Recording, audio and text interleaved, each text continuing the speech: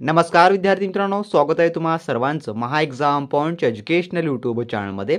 तर मित्रांनो, आपला आजचा व्हिडिओचा भाग मित्रांनो 4 आहे, ज्यामध्ये आपण TCS पॅटर्न आधारित न्याय सहाय्यक वैज्ञानिक प्रयोगशाळा संचालनालय भरती 2024 साठी मित्रांनो आपली संभाव्य प्रश्नपत्रिका आपण सोडवत आहोत आपल्या रेग्युलरली लेक्चर मार्फत. मित्रांनो, जर तुम्ही या मागील व्हिडिओचे पार्ट पाहिले नसाल तर त्या संपूर्ण व्हिडिओची लिंक तुम्हाला खाली मित्रांनो डिस्क्रिप्शन बॉक्समध्ये मिळेल. तुम्ही तेथून ते देखील आपले A to Z संपूर्ण काही व्हिडिओ पाहून घ्या. त्यामध्ये देखील आपण अतिशय महत्त्वाचे व अति संभव प्रश्न आपण कव्हर केलेले आहेत. मित्रांनो, हे जे प्रश्न आहेत तुमच्या प्रत्येक पदासाठी अतिशय महत्त्वाचे आहेत, ज्यामध्ये मित्रांनो जेवढे काही नॉन टेक्निकलचा अभ्यासक्रम आहे TCSचा आपण तो सर्व काही याद्वारे कव्हर केलेला आहे. तर आपण पाहूया आपल्याच्या या भाग 4 मधील काही महत्त्वपूर्ण प्रश्न. तर यामधला मित्रांनो प्रश्न क्रमांक 1 असा आहे, जो की प्रश्न पहिला, the queen of Indian pop यांचे अधिकृत चारित्र्य प्रकाशित झाले. तर हे जे the queen of Indian pop आहे, हे जे आहे ते कोणाचं अधिकृत जे की चारित्र्य आहे जे की प्रकाशित झालेलं आहे, तर कोणाचं आहे the queen of Indian pop? तर याचं उत्तर जे आहे मित्रांनो ते आहे ऑप्शन नंबर 2,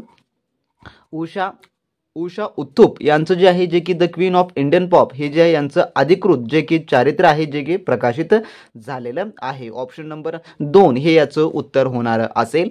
त्यानंतरचा प्रश्न क्रमांक 2 असा आहे पुढील आपला, युगंधरा या कादंबरीचे लेखिका कोण आहेत? युगंधरा, तर याचं जे उत्तर आहे मित्रांनो ते आहे ऑप्शन नंबर 4, जे की सुमती क्षेत्र मांडे यांची जी आहे जे की युगंधरा या कादंबरीचे जे की लेखिका आहेत. काय नाव आहे त्यांचं?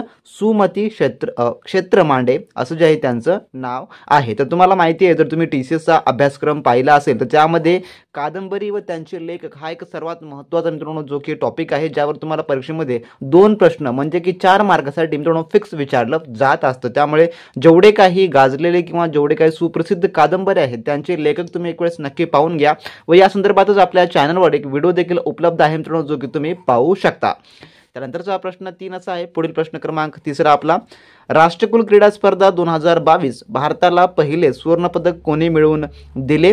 तर याचं उत्तर जे आहे ते आहे ऑप्शन नंबर 4, मीराबाई चानू यांनी जे आहे जे की राष्ट्रकुल क्रीडा स्पर्धा 2022 भारताला पहिले सुवर्णपदक जे की मिळवून दिले होते. त्यानंतरचा आपला पुढील प्रश्न जो की प्रश्न क्रमांक मित्रांनो 4 असा आहे पुढचा, चौथा, 1998 मध्ये पोखरण अणुचाचणीनंतर देशाचे माजी पंतप्रधान यांनी जय जवान जय किसान जय विज्ञान अशी घोषणा दिली. तर कोणी दिली? तर याचं उत्तर जे आहे ते आहे ऑप्शन नंबर 2, जे की अटल बिहारी वाजपेयी यांनी जे आहे जे की जय जवान जय किसान आणि जय विज्ञान अशी घोषणा दिलेली आहे. तर आपल्याला फक्त एकच नारा माहीत आहे, जय जवान आणि जय किसान जे की दिलेला. तर हा नारा कोणी दिला आहे? जर तुम्हाला ही माहिती असेल तर नक्की खाली कमेंट बॉक्समध्ये कमेंट करा मित्रांनो. आणि जर तुम्हाला परीक्षेमध्ये असा प्रश्न आला की जय जवान जय किसान आणि जय विज्ञान ही घोषणा कोणी दिली आहे, तर याचं उत्तर होईल जे की अटल बिहारी वाजपेयी. तर या थोडक्यात या टाईपचे TCS तुम्हाला परीक्षेमध्ये प्रश्न जे मित्रांनो विचारत असते, त्यामुळे आपला अभ्यास सखोल असणं अतिशय महत्त्वाचं आहे. त्यानंतरचा आपला प्रश्न क्रमांक 5 आपला असा आहे, आयुष्यमान उत्कृष्ट पुरस्कार 2022 कोणत्या राज्याने जिंकला? तर याचं उत्तर जे आहे ते आहे ऑप्शन नंबर 2, जे की उत्तर प्रदेश या राज्याने जिंकलेला आहे. त्यानंतरचा आपला पुढील 6वा प्रश्न, गरिबांसाठी आसरा पेन्शन योजना कोणत्या सरकारने सुरू केली आहे? जे की आसरा ही जी आहे पेन्शन योजना, तर याचं उत्तर जे आहे प्रश्न 6व्याचं ते आहे मित्रांनो ऑप्शन नंबर 1, जे की तेलंगणा या राज्याने जे आहे गरिबांसाठी आसरा ही पेन्शन योजना जी आहे जे की सुरू केलेली आहे. ऑप्शन नंबर 1 हे याचं उत्तर होणार असेल. त्यानंतरचा आपला पुढील 7वा प्रश्न असा आहे मित्रांनो, तहसीलदारांची निवड कोणामार्फत होते किंवा कोणामार्फत केली जाते तहसीलदारांची निवड? तर याचं उत्तर आहे ऑप्शन नंबर 4, जे की महाराष्ट्र लोकसेवा आयोग यांच्या मार्फत जे आहे जे की तहसीलदारांची निवड केली जाते. ऑप्शन नंबर याचं 4 हे उत्तर होणार असेल.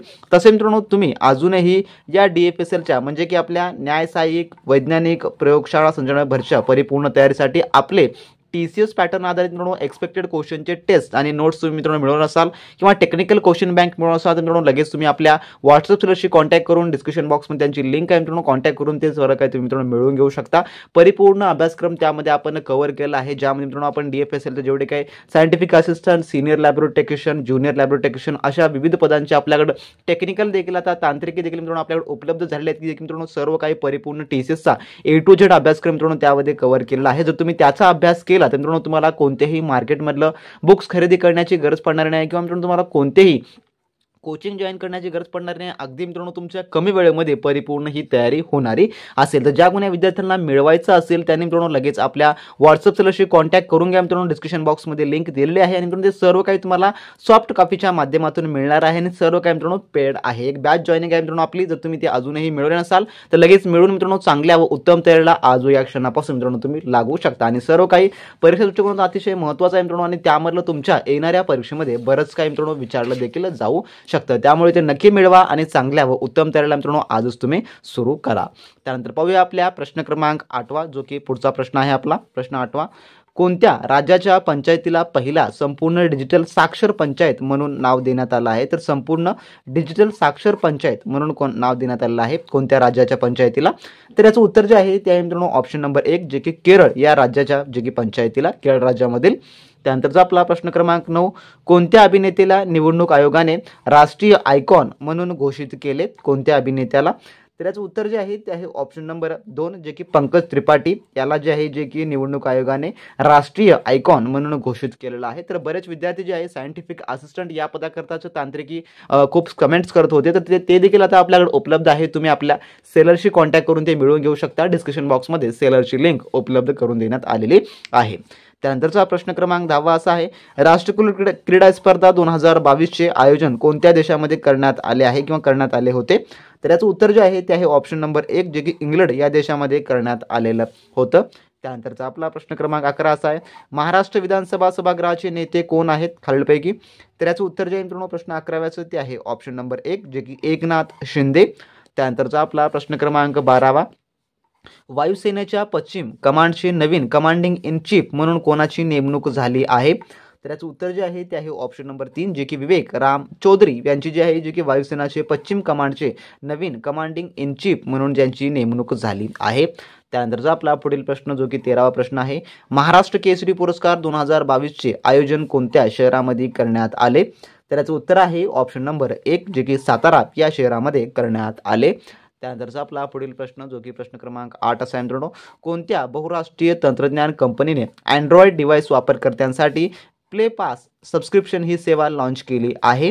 तर याचं उत्तर जे आहे ते आहे ऑप्शन नंबर 3 गुगल. तर गुगल याने जे आहे जे की त्यांच्या वापरकर्त्यांसाठी थोडक्यात युजरसाठी प्ले पास ही सबस्क्रिप्शन सेवा जी आहे ती लॉन्च केलेली आहे म्हणून ऑप्शन नंबर 3 हे याचं उत्तर होणार असेल. त्यानंतर असे काही आपल्या आजच्या व्हिडिओमधले टॉप जे की आपण 14 क्वेश्चन होते जे की आपण पाहिलेले आहेत भाग 4 मध्ये मित्रांनो. तर या प्रकारचे लेक्चर आपल्या आता इथून कंटिन्युअसली येणारे असतील आपल्या चॅनलवर. त्यामुळे आपल्या चॅनलला सबस्क्राईब करून घ्या आणि ज्या विद्यार्थ्यांनी अजूनही आपले TCS पॅटर्न आधारित मित्रांनो एक्सपेक्टेड क्वेश्चनचे टेस्ट किंवा नोट्स मिळवत असाल तर लगेच तुम्ही आपल्या सेलरशी कॉन्टॅक्ट करून मित्रांनो ते सर्व काही मिळवून घ्या. परीक्षेसाठी ते सर्व काही महत्त्वाचं आहे मित्रांनो आणि त्यामधलं तुमच्या परीक्षेत विचारलं जाऊ शकतं. त्यामुळे इतरत्र कोणतेही बुक्स वगैरे मिळवण्याकरता त्याऐवजी आपलं जर तुम्ही स्टडी मटेरियल मिळवला सेलरशी कॉन्टॅक्ट करून तर मित्रांनो ते तुम्हाला खूप फायदेशीर असणार आहे आणि त्याचा परिपूर्ण अभ्यासक्रम केला तर 100% तुमच्या परीक्षेमध्ये देखील ते तुम्हाला विचारलं जाऊ शकतो. आणि हा व्हिडिओ आवडला असेल तर नक्की लाईक करा.